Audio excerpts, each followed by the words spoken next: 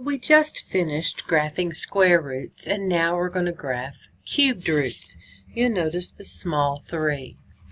Cubed roots I call a wiggle because when you graph them, they have a little wiggle in the middle of them. Oops, sorry, can't see it. Has a little wiggle right here in the middle. And that's what we're going to find. The place where the wiggle happens is just like the starting point for the square root. Opposite of what's inside the radical, and then keep what's on the outside. Well, there's nothing added, so that's a 0, and I keep what's on the outside, which is a 2. So my wiggle is going to occur at 0, 2. So I'm going to put my dot there. That's where my wiggle is going to happen.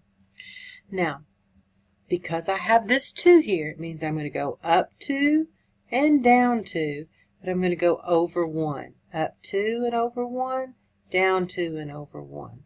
Now it looks like a straight line, and I've got to be very careful not to graph it that way. I like to start there and come up and over, and then start and come down and back, so that I make my wiggle. My domain, you'll notice the graph goes side to side, so my domain for these x values are all real numbers, so I use my little fancy R.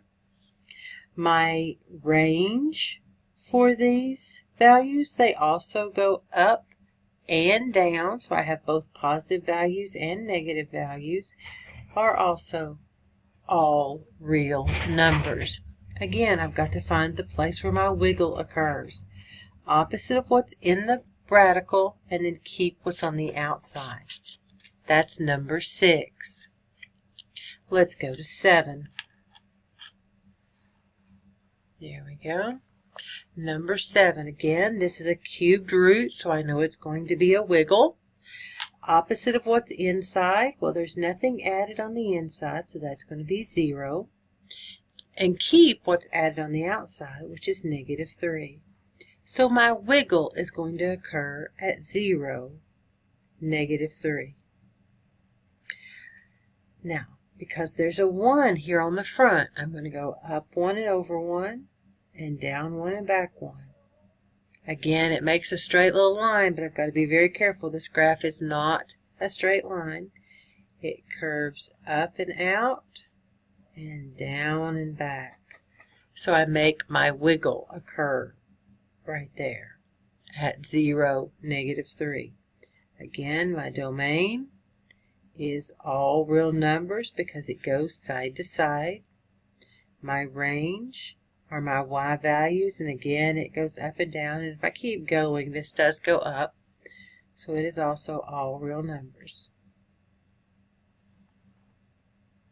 How do I find my place where the wiggle occurs?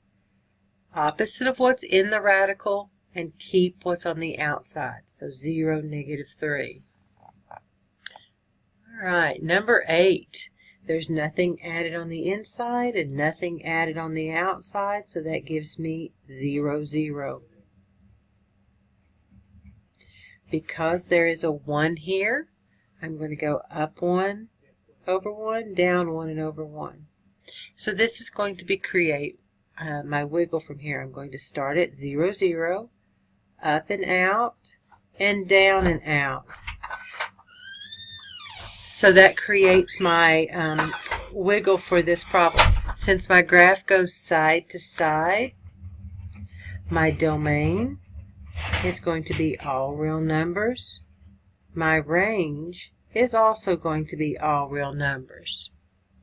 Again, I need to find where the wiggle occurs.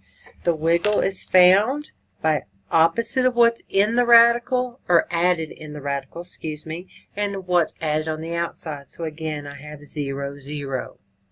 Let's go to number 9. Alrighty. Number 9. Well, you'll notice that this one is turned around a little bit. Now, I do not like mine written this way, so I rewrite it and put my radical first. So I have the cubed root of x, and then my minus 2. So opposite of what's inside, still 0, and what's added on the outside is -2. So 0, -2. I didn't write my point. Again, since I have a 1 right here, I'm going to go up 1 over 1, down 1 over 1.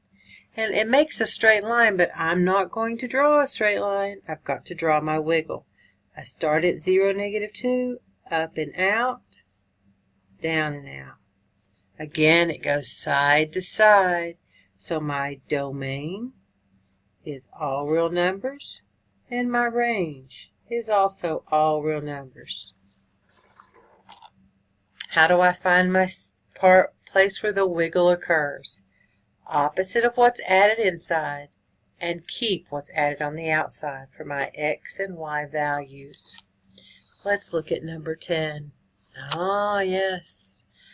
Opposite of what's on the inside, so that gives me -3, and keep what's on the outside, which gives me -2. So -3, -2 is where my wiggle occurs. Well, now I've got this negative on the front of this, so I've got to be very careful because this changes the way my graph goes. Instead of going up and over, I'm going to come down and over. And my wiggle turns the other way. So since this is negative, my dots are coming on a downhill slant. Since this is negative, I'm coming on a downhill. So my graph, I start here at -3, -2, and I'm curving, and then I'll curve that way. And my wiggle, it turns the opposite direction. That wiggle wasn't very pretty, is it? My domain is, again, all real numbers. I'm going side to side, and my range is also all real numbers. The thing that you have to find is where this wiggle occurs. Opposite of what's inside, keep what's on the outside. -3, -2. Now, this is graphing cubed roots. Cubed roots have a wiggle. You'll need to graph them that way. Be very careful about your signs in finding your place where the wiggle occurs. I think that you should be able to do these very well. You will have 5 problems to do for me, 6 through 10 on a worksheet. Thank you.